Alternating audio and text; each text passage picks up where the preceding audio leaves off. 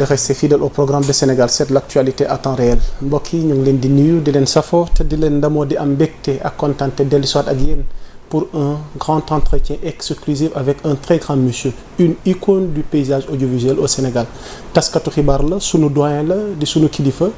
ngeen miin ko ci at yi mujj yi ci plateau bu mag bu yaatu muy jàkkaarloo ca TFM waaye am na ci yeneen yëngu-yëngu yi nga xamante ne ma nga ca peut-être ce sera l'occasion ndax ñu bëree ngi naan gëjoon nañ ko gis ci lan la nekk alors ñu ngi am mbégte kon mbokk yi fas yéene sëkk ak moom ay tomb yu soxal tolluwaay réew mi ndax xam ngeen ni li fi xew boobu ak léegi bëri na te mat na waxtaane ngir ñu faram fàccee ko monsieur Charles Faye c'est toujours un plaisir de vous accueillir sur ce plateau pour ce grand entretien exclusif sur l'actualité sénégalaise. Oui, merci beaucoup fii la gën a ëppee parce que kër gi suma kër la. dëgg la. di nuyoo ñoo xamante ne tam nuyoo ñëpp ñu fi nekk. dëgg la ñuy seetaan. am yaakaar que lu ñuy wax moom au moins dina amal njëriñ ba pare di baalu àq ba comme fekkente ne tam wax yi. yenn saa yi mun na am mu génn sa cadre. c'est possible. tout à fait am na solo kon dañuy bëgg ubbee waxtaan wi. ci njiitum gouvernement bi ñu koy wax Ousmane Sonko ndax fan yii nu génn am na sortie bu mu def goo xamante ni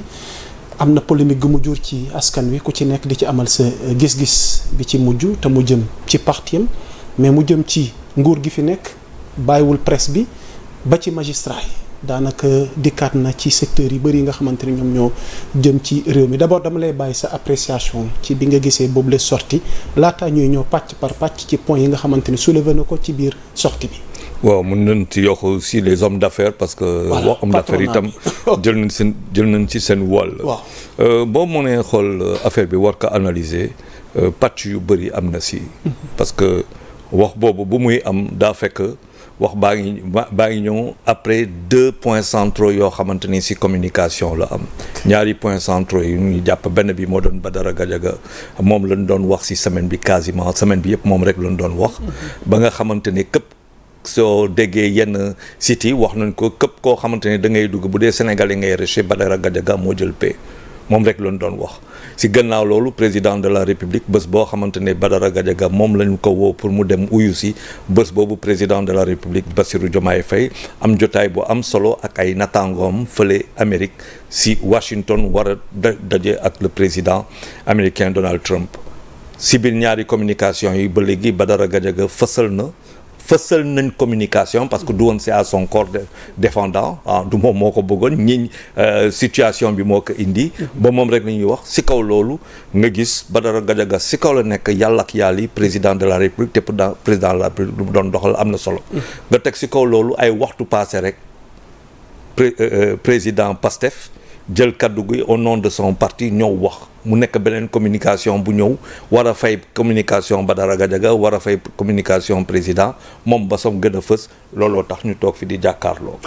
di waxtaan mais bu fekkente ne tam ci wàllu communication ngay xool rek du lu bees parce que boo xoolee mois de septembre daaw ci jamono yi bu doon président nekk fële États-Unis ci wàllu assemblée générale des Nations Unies am na fi wax boo xamante ne président Pastef jëloon na ko mais à titre de premier ministre de la République du Sénégal mu am sortie bu mu def jouru bateau le Joola nga xamante ne le 26 septembre nga xamante ne Sénégal yëpp a koy célébrer parce que autant dans suñu imaginaire moo nekk le choc le traumatisme boo xamante ne national mu nekk suñu ba pare ñu dund ko génération boo xoolee année boobu ak léegi boo xoolee génération boo ci tegee ñaari at mu mot génération du dëgg ñaari at mu mot génération kon du loo xamante ne yàgg na bés boobu moom mu def sortie bu mu def ñëpp di jooy ñëpp di fàttaliku moom mu wax économie l'économie du pays est par terre wax fii ay wax yu demee noonu nga jógee ci loolu nga ne bon président de la république jot na fa dem France bu muy toog di wax ak Macron di waxtaan ak Macron beneen wax parallèle toujours dans le cadre de communication wax boobu lan la woon mooy waxu tirailleur waxu Mali yaa ngi dégg président de la république jógee dem Bakel parce que sénégalais yaa ngi doon côté boobu ñëpp a ngi jooyantu par rapport à loo xamante ne ndox ba jóge ci kii wàcc inondé mu am benn grand-messe boo xamante ne mu ngi am fële ci Arena mu am premier ministre am lu mu fa wax chaque fois sortie boo xoolee bu am solo am lu mu fa wax ñu jógee foofu Espagne président nekk Espagne mu am beneen wax parallèle du premier ministre yóbbu mu indi coow mooy coow avec des magistrats. luñ ci jàngee. maa ngi siy ñëw fii président dem États-Unis bii coow am lu mu si jàng man lu mu si jàng man maa ko jàng nag. allez-y mun naa si juum. mooy que à chaque fois que le président de la République est sorti le premier ministre moom parallèlement am na discours te discours boobu noyé na wala génneel na fësal na ba mu noyé président de la République man lu mu si jàng. keroog bu muy toog di waxtaan si début juillet bi ba muy ne yàlla rek a xam pourquoi newuma président ma ne bon ok affaire yaa ngi ñëw mais dina ñëw dina gën a leer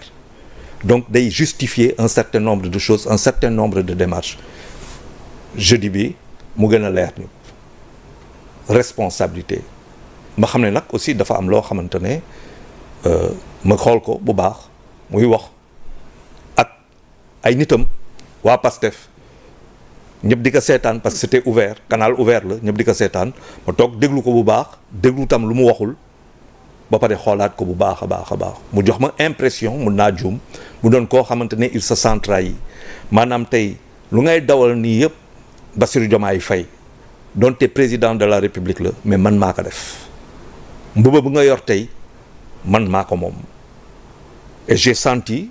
quelqu'un qui se sentit trahi et qui se dit lii yëpp man maa ko moom nan ma delloo lu ma moom et depuis daaw acte par acte comme je suis un homme de communication saa yu posé damay ne il y a un problème de dualité entre les deux léegi nag dinañ dem ba nga xamante ne comme abcès la dina dem day funki ba bés bu muy crever defe naa ñu ngi sommes dans cette phase de maturation ou de maturité si tu veux maturation bu ñu ko waxee de cet abcès boo xam ne il va crever loolu moo gën a feeñ si man léegi nag day renvoyer au président de la République une réalité historique et politique mooy que je suis l'instrument de la troisième alternance man maa ko liggéey bu fekkente ne sax du ne je suis l'instrument de la da kay ne yow tu es un instrument de la c'est-à-dire man maa tax nga ne fii mais le principal acteur dépositaire de cette troisième alternance man la te Sénégalais yi man la ñu àndal pour ñu joxoon la yow nga nekk président delloo ma lu ma moom quand il va jusqu'à dire du démissionner à la limite moi j'entends yow na nga démissionner. noo déggee séquence boobu. man j'entends bu ne man du ma démissionner. maître laa dul bouger du ma démissionner. man su ma dëgg-dëgg mooy Macky yow mooy Diomaye yaa war a démissionner parce que lu ngay téye nii lu nga yor nii costume bu nga sol bi suma costume la. mais nee na yéene na ko nee na moom amu ci problème ci li yàlla defal Diomaye. donc il faut allier l'acte la parole à l'acte est-ce qu'il faut attendre 2029. ok. est-ce qu'il faut attendre 2029. 2029 daa gudd de. delluwaat naa la laaj bi. si lu ma gis 2029 gudd na. ndax da nga jàpp ni lu bëri mën naa xew ci diggante bi. non gudd na parce que fan lañ jëm ak situation bi fi mu toll ni pexe war na mën a am parce que tey mosuñu wax dualité on parlait de duo d'ailleurs même de tandem ànd gi rafet lool ndax leneen war na cee judd. waaw xam nga ñu bëree ngi romandaat ne am na lu xew ci biir lu nu waxul déjà njiitum réew gis nga bi mu ñibbisee c'est le gouverneur militaire moom moo ko teertu. waaw loolu yëpp ça s'inscrit dans l'ordre naturel des choses affaire yi bu demee ba tar lu muy tar bu la waxee demul ak yu demee noonu lépp man yooyu yëpp pour moi ça c'est day won rek day conforter day confirmer une thèse qu'il y a ici maintenant naturellement ñoom ñaar dañu war a toog waxtaan pour le projet dañu war a toog waxtaan pour le seen projet parce que ñoom ñaar où ils sont ensemble s'ils veulent un avenir politique ñoom ñaar